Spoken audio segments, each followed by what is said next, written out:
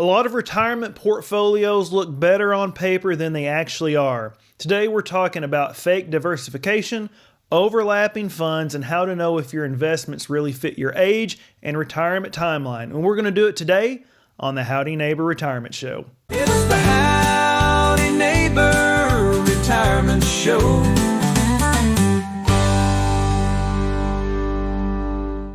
Howdy neighbor, I'm Michael Andrews here with Andrews Insurance and Advisory, and you are listening to the Howdy Neighbor Retirement Show, where we tackle real-life questions about retirement, Medicare, and Social Security every week. Today we've got two great questions, one about diversification and one about how to know if your investments really fit your age and your retirement timeline. Our first question today comes from Sheila, and she writes in and says, "Hey Michael, what is the difference between being diversified and just owning a bunch of different funds?" Sheila, thanks so much for sending that question in. And it is a great question because owning a bunch of different funds and actually being diversified are not always the same thing. When I review people's retirement portfolios, a lot of times what they bring to me is not one or two funds. Sometimes it could be 6, 7, 8, sometimes even up to 10 different funds. And when people look down at that on their statement and they see all those different things staring back at them, they just assume, hey, that means that they are diversified. They assume that because they own a bunch of different things, that automatically means they have good coverage and that their risk is spread out properly and that everything is working together the way that it is supposed to. But a lot of times that is not what is actually going on, because when you really open those funds up and look under the hood, a lot of times you find two big issues. Number one, some of those funds can be pretty expensive, especially in portfolios that were put together through larger wirehouse type operations, where a lot of times you can see things that have high expense ratios, and they're not all that uncommon. And number two, a lot of times there is a surprising amount of overlap and redundancy. So in other words, you may look diversified on the surface, but once you get underneath it, you may be invested in the same thing over and over and over again. You might have one fund that is already at a 60 to 40 stock to bond mix and another bond fund on top of that, and then maybe another balanced fund that is 70 to 30, maybe a growth fund, and then maybe something else that's like tracking the S&P 500. So now, even though you have all of these different fund names, you don't necessarily have true diversification. You may just have layers of the exact same exposure stacked right on top of each other. And that can create a couple of problems. One, it can throw off what your stock to bond ratio really is, because a lot of people do not actually know how much stock risk or bond exposure that they truly have once all those funds are truly blended together. And two, it can make the portfolio a lot less efficient than people realize, because they think that they are spreading risk around when in reality, they may just be doubling up or tripling up on the exact same thing. So Sheila, the difference is this: owning a bunch of different funds just means that you own a bunch of different funds. But truly being diversified means that you understand what is inside those funds, how much overlap there is, what role each one is supposed to play, and whether that portfolio as a whole actually makes sense once you put it all together. All right, so that one was for Sheila. So we're going to move on to our next question, and this one comes from Laura. And Laura writes in and says, "Hey Michael, how do I know if my investments actually match my age and how close I am to retirement?" Laura, thanks again for sending in that question. It is a good one because this is something that a lot of people are not totally sure about. And honestly, a lot of people have never had it clearly explained to them. The first thing that I would say, Laura, is that this is going to be general information. All right, so I'm not going to tell you personally what you need to do, but this is typically the way that I talk to people once we start talking about retirement planning.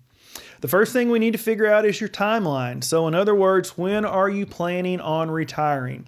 Because that matters a lot. Somebody who is 10 years away from retirement is usually going to be positioned differently than someone who is 2 or 3 years away from it. Once we have a better idea of your timeline, then we need to start talking about your risk tolerance and whether your investments actually match that. So generally speaking, as people get closer to retirement, they usually start shifting at least some of their money into things that are considered a little bit safer. For a lot of people, that means maybe not being quite as heavily invested in the stock market and starting to move some of that money towards bonds or other parts of the portfolio that are meant to be more stable. Now, exactly when people start doing that can vary. Some people want to start out as far as 7 years, some people 5, and then some people don't even want to look at it until they're 3 years out. Everybody is a little different, but that is usually the first thing that we're wanting to look at. Then, once retirement gets closer, I think the next step is starting to build the game plan for how that money is actually going to work for you once you stop working. That is where we start asking, do we keep this stock to bond mix where it is, or do we start carving out some money and moving it into a more protected bucket? That might be things like target maturity bond ETFs, TIPS, or other investments that are meant to be safer than the stock market, and in my opinion, more intentional than just throwing everything into a generic bond fund and hoping for the best. So to me, that is really how your investments start matching your age and how close you are to retirement. It's not just about picking some random percentage based on your birthday. It is about looking at your timeline, your comfort level with risk, and having a real plan for what your money needs to stay invested in for growth and what money needs to start being positioned for income and stability. Because the closer you get to retirement, the less room that you have for big mistakes. All right, so that wraps up this week's questions. Sheila and Laura, thank you guys so much for sending those in. Today we talked about what true diversification actually is and why owning a bunch of different funds does not automatically mean your portfolio is really diversified. We also went over the general way that people often start adjusting their investments as they get closer to retirement so that their portfolio better matches their age, their retirement timeline, and then what that money is actually going to need for them to do in the future.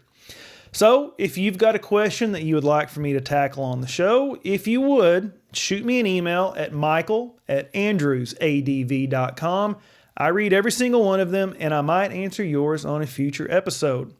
So you've worked hard to build your retirement, and you do not have to make these decisions alone. If you want a second opinion on your retirement, man, I'm here to help you.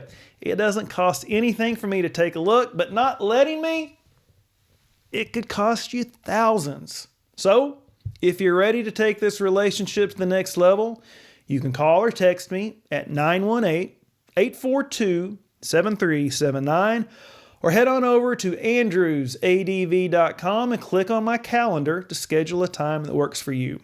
Before you go, if you're catching this on the radio, make sure that you go find the Howdy Neighbor Retirement Show on YouTube and Facebook so you can keep up with future episodes and extra content during the week. And if you're already watching on YouTube or Facebook, if you would, please hit subscribe or follow so you do not miss next week's episode. If you found this helpful, give it a like, leave a comment, and share it with a friend who could use some good neighborly retirement advice. Thanks again for listening and watching, and we will see you next week right here on the Howdy Neighbor Retirement Show. Thanks. It's the Howdy Neighbor Retirement Show, helping you plan so your money will grow.